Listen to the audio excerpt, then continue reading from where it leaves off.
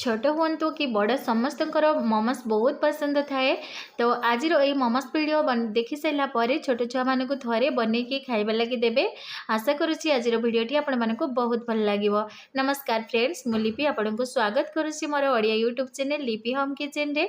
तो देखंतु आज मु बनैछि भेज मोमोस। तो चलंतु प्रोसेस स्टार्ट करबा। एठे मु गहमर अटा नै जाइछि आउ तापर ये टिके लुण देकी अल्प अल्प पानी देकी जेमती आम रोटी करती ना सॉफ्ट डो बनाते गोटे सेमती माने करबा माने चकटी नबा भल भाव देखंतु केते सुंदर मु चकटी नहीं जाको नरम करिकी एठे हमें 5 मिनिट पर्यंत आकु छाड़ी देबा। तो देखंतु 5 मिनिट पे हम ताकु ढाकी की रखी देछंती। तापरे एबे मु गैस को ऑन कर देली। गैस को ऑन करके गोटे कड़ाई लगे देली। कड़ाईटा भल भाव टिके गरम होबा लगे हमें छाड़ी देबा। तापर ये कड़े गरम होइसला परे तेल टिके दे देबा। तेल दे सारा परे एठा हमें गोटे कंचा लंका देबा काटिकी। कंचा लंका ध्यान रखिए जदि छोट छुआ मान लगे दौरान बेसी राग नथिबा दरकार नले छोट छुआ मैंने खाई पारे। तापर काटिकी रखि पियाज देली। पियाज बेसी आम भाजबानी। तापर काटिकी रखि गाजर आउ बंधाकोबी बंधाकोबी को आपण बेसी बड़ बड़ करेंगे, छोट छोट चुना चुना करके काटिबे। तापर कैप्सिकम को मध्यम छोट छोट पीस करके काटी नहीं। आउ एई टाइम रे पकेबा में लुण आउ टिके मसला पाउडर। मु थोड़ी करी मसला पाउडर पकई। आपन चाहिए चाट मसला भी दे पारिबे। तापर ये काश्मीर चिली पाउडर टिके कलर पाई।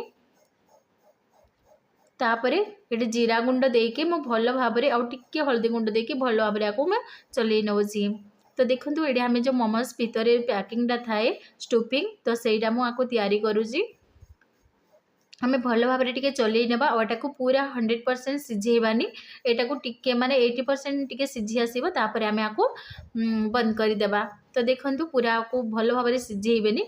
आपण देखि पारथबे टिके सिझी आसलाणी। एबे आम ताको बंद कर देबा। तापर जो अटाटा को रखीची देखंतु गुथिकी रखिथिली अटाटा को मोडबे नहीं जाउची।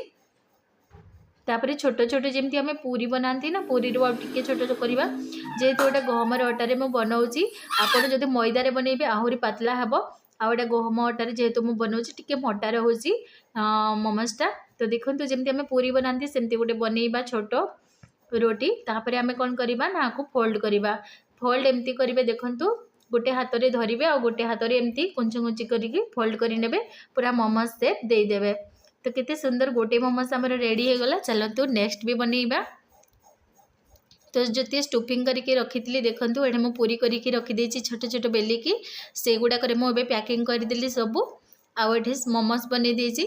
चलतु आम सिझेबा। सिझेबा लगे जदि मोमोस मेकर थी से करें ना एमती मो परी छोट गोटे जाली नहीं कि तले पानी गरम कर देकी गोटे बाउल रे ऊपर जाली देकी एमती करें। तापर ढांकुणी ढाकिकी पूरा 10 मिनिट छाड़देवे। जेहेतु आम अटारे बनई से टिके टाइम लगे।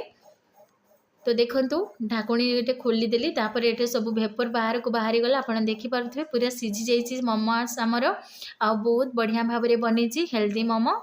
और छोट छुआ मान को बहुत पसंद लगी था। मो झील तो कितने सुंदर पूरा आराम से खाऊँगी मोमोस। आशा करुँची आज भिडियोटी आपण मानक बहुत भल लगी। जदि भल लगी चैनल को सब्सक्राइब करने को जमा भी भूलें। आउ नेक्स्ट वीडियो रे कौन देखा लगे चाहते मत कमेंट करेंगे।